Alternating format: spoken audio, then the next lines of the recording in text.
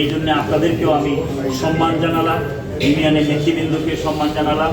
আর আমার নেতা তারেক রহমান সাহেব আমাকে নির্দেশ দিয়েছিলেন এবং বলেছিলেন যে সীমা যতটুকু থাকবে এই পর্যন্ত থাকবে, এরপরে আপনাকে থামতে হবে। আমাকে সীমা যেতে এই পর্যন্ত দিয়েছেন, আমি এখানে এসে থামলাম। আমি ওনাকে সম্মান করি এই জন্যে।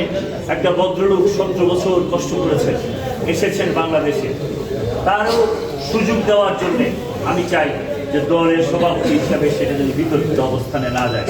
আমি আর কথা না বাড়িয়ে আমি মাসুদ ভাই সহ যাবো, যাই না আমরা সেটা করব।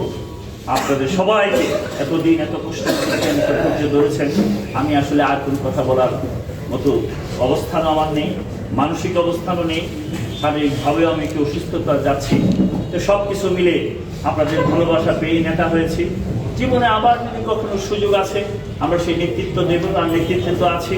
আর আপনারা যদি কষ্ট করেছেন, আপনাদেরকে তো রাস্তায় ফেলে দিয়ে আমি খালেদ সাইফুল্লাহ চুরের কখনো ভাবতে পারি না। লাস্ট কথা যেটা, অ্যাম্বুলেন্সের আওয়াজ শুনে 12 জনে মিছিল করছিলাম।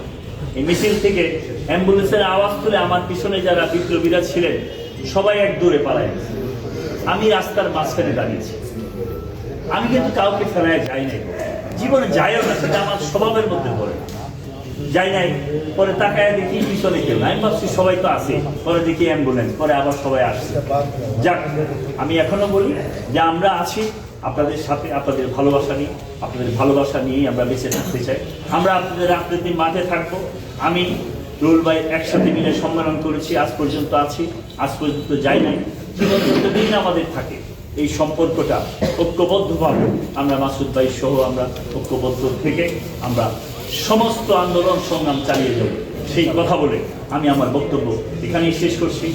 আর আপনারা যারা কষ্ট করে এসেছেন, সাংবাদিক ভাইয়েরাও অনেকক্ষণ যাবৎ বসা আছেন, তাদেরকেও ধন্যবাদ।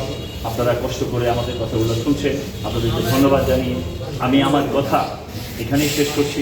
আর ইউনিয়নের নেতৃবৃন্দ আপনারা যারা, আমি একটু রাগান্বিত হয়েও কথা বলেছি, এই জন্য আমি দুঃখ প্রকাশ করছি। এই জন্যে যে আসলে 20 তারিখেই সব কিছু সমাধান যেহেতু হচ্ছে, আপনারা সঠিক ট্র্যাকে থাকলে আরও সুন্দর হতো বিষয়।